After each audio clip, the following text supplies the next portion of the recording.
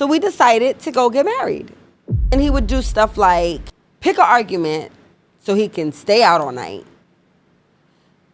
Then when you try to come home, I kick you out for like 2 weeks. And now you think you don't owe no rent because you kicked out for 2 weeks. And after the C-section, he's supposed to go and get his clothes so that he can come back up and stay so he can help me. He never comes back. Just crying out, I need a way out. I need a way out, because I didn't want to go. I didn't want to leave unless God gave me a certified out in the Bible. Just don't you think the touch is shining bright? Fair and style, she got it like from the hustle to the heart, she's been through it all. Empowering women, she's standing tall. Her journey's real. Do you feel like you had during that time though? Mm-hmm. I assume you're in love because you guys are in a relationship. Mm-hmm. Did you the feeling you were feeling during that time where he's at McDonald's, you're hustling, out your sister's apartment, saving up your money, stack? Did you feel in that time any resentment during the time while it was happening? Or did you feel in your head like, hey, I'm doing this for us. A win is a win. I don't really mind it. Or, what was that like? I wasn't thinking. I was thinking, we just doing what we got to do right now. Like, I wasn't judging him for having a McDonald's job. It was, you got to start somewhere. I actually commended him for taking that. You know what I'm saying? Yeah. Like, you're just doing what you have to do, Because a lot of men wouldn't even take that job just because of the ego. And I was okay with that. Yeah. You know what I'm saying? I was totally fine with you trying to go the honest route. You know what I'm saying? But even that, he couldn't even keep that job. Got you. It was still a sense of, okay, I got this job, but there was no gratitude. It was no, it was just, you still want to do whatever you want to do, even with this job. Like, can you at least make it first? You're not. And at that time, you're not married yet. No, at that time we're not married yet. And don't have an apartment yet. Nope, not yet. All right. So how does those two things happen? Not necessarily in that order, but how does that materialize? So you're stacking up your money. Sister's about to have a baby. Mm-hmm. You're doing hair. He's at McDonald's. So my mom talked to a friend of hers who was like a family friend, and they had, he was the property manager to his mother-in-law's property, and they had an opening on the first floor. It was a 2-bedroom. Went to see it. It was perfect. Nice living room, big dining room. The kitchen was big enough for a kitchen table, so I could use the dining room for a salon. I had my son could have a room, and then we could have a room. It was my first apartment in Connecticut. After looking at the garbage they were offering, was pretty good. Okay. I liked it. It was comfortable. So I told him I wanted it. He talked to his mother-in-law.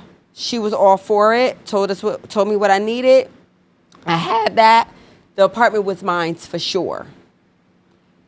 A week before, or that week before I was supposed to give her the deposit. No, I gave her the deposit.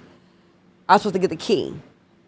She calls me and tells me that I'm not getting the apartment because we had broken in and put our things in there. Mind you, the property manager, who's a friend of my mom's, had told us it was okay to start. I gave you the security deposit, like we're moving in to start because we needed appliances. So he told us it was okay for us to start, going in and getting the appliances delivered and stuff like that, and doing some stuff. Later on, I found out the lady was bipolar. But when she said that, immediately what came to my mind was, God do not want us moving in this apartment, shacking up. So that's what I said to myself. And I said shacking up, but he didn't want us to move into that apartment, period. But so that's when the discussion, he had already gotten me this little ring months before. So that's when the discussion came up. Like, listen, what are we gonna do? Because I just at this point, I just want to do things right. You know what I mean? So we decided to go get married, and we took the city bus to the court, filled out the paperwork, got married, and I got them keys.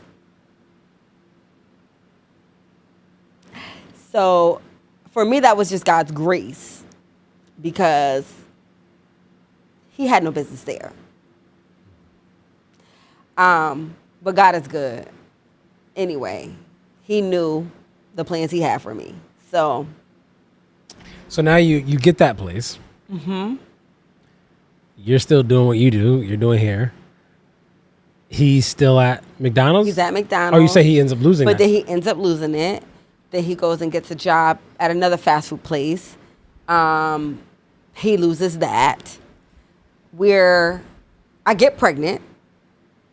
During these job losses and things, Yeah, I get pregnant before he loses the job. I get pregnant like right after we get married, like probably the day after I probably got pregnant. Gotcha. So, yeah, his maturity was just out of control. Like, you can't keep a fast food restaurant job, though. Like, you older than me. But again, just not in reality. Like, you just want to play games and think that people are going to, play games with you. So, I started building my clientele even more, because now I'm in my own space. I set my dining room up as a salon. Got this big dining room. Yep. I got my chair, my mirrors. Nope. All the money goes to me. Praise the Lord. So that was going well. Our relationship was not going well. It was a lot of... But I imagine not as a result of any money issues. Like, it seemed like you're being blessed abundantly, and that's fine there. And then when he was working, he paid his portion. Okay. But then he would do stuff like pick an argument so he can stay out all night. Then when you try to come home, I kick you out for like 2 weeks. And now you think you don't owe no rent because you kicked out for 2 weeks. I mean, the foolishness. Prorated rent, maybe? That was good. Not even prorated. This fool was talking about he ain't got no money. So where is your money going? Where's it going? Okay. So I just handled my business. I just did what I had to do. And I was just like, you know what, God? I wanted out within that year. Out of? The marriage. Okay. But, talking to people, and they're like, oh, marriage is hard the first year, which I don't understand. It shouldn't be. But that's what they tell you. Yeah. And God doesn't like divorce. And, I'm really trying to please God. Correct. So I stayed longer than I should have. Okay. There was a lot going on. The not coming home, the fighting. Yeah. All while I'm pregnant. That was the worst pregnancy. Really? The worst pregnancy. And I wanted another child. It was the worst pregnancy, though. Wow. I still believe my youngest baby has, like, vicarious trauma or something from that? From that. Yes. So, yeah, that was my, for 3 years this was going on. And just crying out, I need a way out. I need a way out, because I didn't want to leave unless God gave me a certified out in the Bible. Yeah. Okay. So I stayed and put up with the mess. And you actually ended up getting pregnant again. That was the second child. I got pregnant with Auburn. Okay. So you only had one child with this With person. him. That's Okay. it. Just one. Okay. Yeah. So it was drama. And he had other children though. Yes, he has other children. At this time, like active, like Mm-hmm. that he's bringing around your house or your apartment. Or, Yeah, so at the time, the only one that I had met and was familiar and who I seen a lot was his oldest son, who we would pick up for Bible study. Like he wanted to go to Bible study, so I would pick him up for Bible study. He was the one I was building a relationship with, so he would come over from time to time. When we moved into our second apartment, Why the move? Why was there a move? they didn't want to renew our lease. Oh, okay. And I knew it was because of the fighting. So I have Auburn, and I meet his father. I meet my husband's father for the first time. I reach out and tell, because he's not really in a good relationship with it. Wasn't in a good relationship with him. But I reach out to him on Facebook, let him know he's got a grandson coming. So I meet his father for the first time. I go in. He actually was out of the house when I went in. So he comes to the hospital. Auburn is born the day before his birthday. So he comes up. I have a C-section, emergency C-section. And after the C-section, he's supposed to go and get his clothes so that he can come back up and stay so he can help me. He never comes back. So I'm calling. His cousins, who are really close to him, are calling. He's not answering the phone. They come. One of his sister's cousins come up, and she hangs out with me to help me move around. I just had a C-section. And I text him the next morning and say, happy birthday. He texts me back, thank you, babe. I'll be up in a little bit. I'll be up there in a little bit. I said, no, you won't. My parents are here. And I'm not kicking them out because they've been here and you have not. And I already told security not to let you up. So he doesn't see the baby for like 2 weeks because I wouldn't let him back up to the hospital and I wouldn't let him to the house. Just because of your Yes. parents? No, it was because you left me for dead. Yeah. Okay. And I gave my son my last name because the pregnancy was horrible. And I feel like that's a last name is something you earn. And I feel like he absolutely did not. Okay. You didn't care about the well-being of your son. He was hanging out with one of his best friends, which was mind-boggling to me because your best friend is also married with children and knows that you are having a baby. So the fact that... And he knew that you had the emergency C-section, like this was... Oh, yeah. So what was the thought process shared with you at some point? Like, why are you not here? No. I'm being brought into... One thing about me is when I feel like there is no excuse, don't give me one. Like I don't care to know why you thought. You didn't even ask. I didn't even ask. For what? There was no excuse. So maybe I missed something. So how did you get to the hospital for the C-section? How did I get to the hospital? Oh, I went to a doctor's appointment. And it was and doctor at the doctor's appointment said you needed to hurry up and go to the hospital. I think my water had broke, so they kept me. At the doctor's appointment? Yes. He knew about the doctor's appointment? He knew about the doctor's appointment. But he wasn't at the doctor's appointment? No. Where was he then? Do you know where he was? I don't know, because he was put out the house. Oh, during this time of the doctor, okay, he was put out. So you guys were already kind of at beefing. Yeah, we were Okay. already kind of beefing. Okay. Yeah. But even in that feud, he was aware of your appointment this day. Yeah. Okay. Was he welcome to the appointment? He came once they gave me a room, he came. He was there the whole time. When I had the C-section, when I came back from the C-section is when he left. You hadn't known he left, or like during this gap where you were getting the C-section? I had a C-section. They wouldn't let him in the room. Yep. When I came back, he was there. Which is odd, because when you have all of my kids have been C-sections. And they usually let the father They didn't there. let him in the room. Wow. They didn't let him in the room.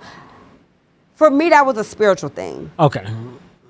Later thinking about it, Yeah. that was a spiritual thing. Okay. That was some ties. You being felt like cut. that was the divine. Absolutely, Yeah. yeah.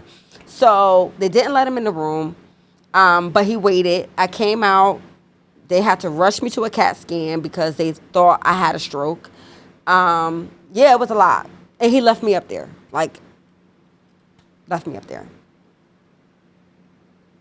Yeah. Wow. So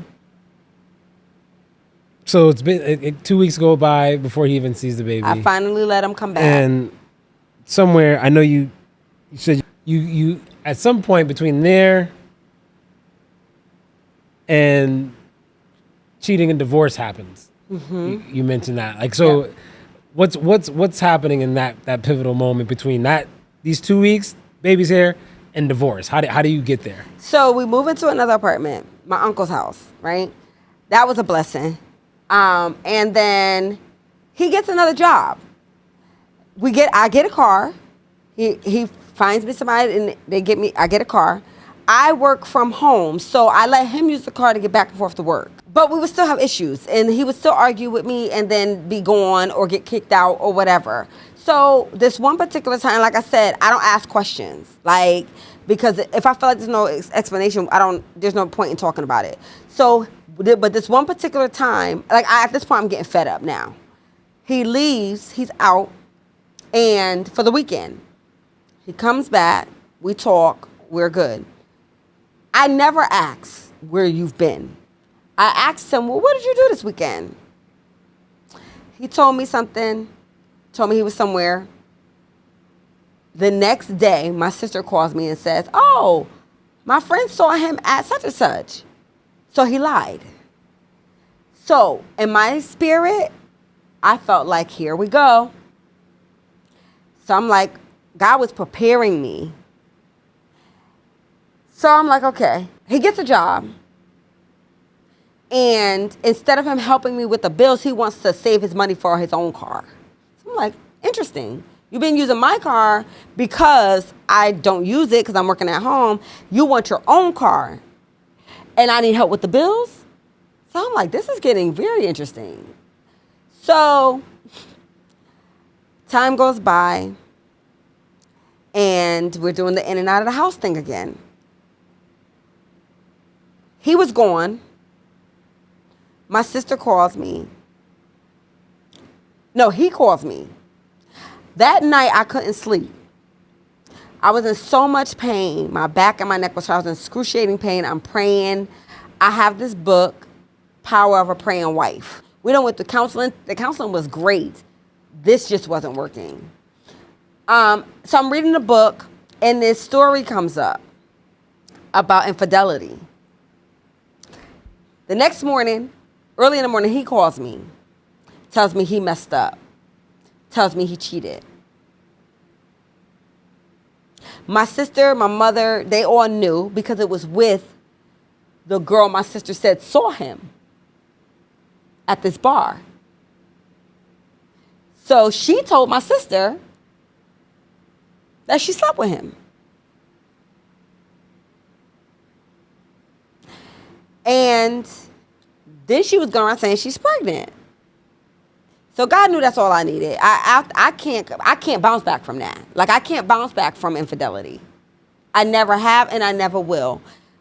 Once you cross that line, I mean, you were already hanging on by a string. Like, after that, it was like, okay. You all set. Thank you, God. You all set. Yeah. So it hurt for the second, but like I said, God was already preparing me. Like, I knew something was coming. And it was at the same time where I was getting ready to open up my salon. So that needed to be severed quickly. Because he wasn't going to stop me, but he wasn't letting me take him. That's powerful. Yeah. And I was okay with it. I was really okay with it. Wasn't going to stop me, but you also not letting me take you. Dang, that's a word right there. That's deep. That's deep. Yeah.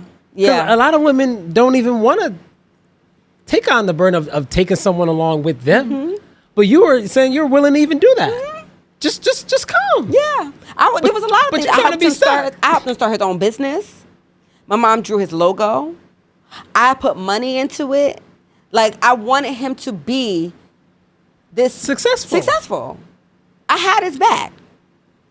I even was like, listen, you know, I even aided him in not working for a little bit while he built his business. Wow. Like, build your business so you have time, so Yeah. you can be available when people call you. Yeah. You know, you stay home, watch, you know, baby guy, and then whenever you get a call, you go ahead and do what you got to do. Build your business. I'm gonna keep doing what I'm doing. We're gonna be straight. He played me. You sound like you the one that got away. I definitely got away. You got away. Oh, for sure. I know I got away because he went to jail after that. He went back to jail. Oh man. Well, we got to save that for the next chapter. Yeah. Next chapter. Wow. All right.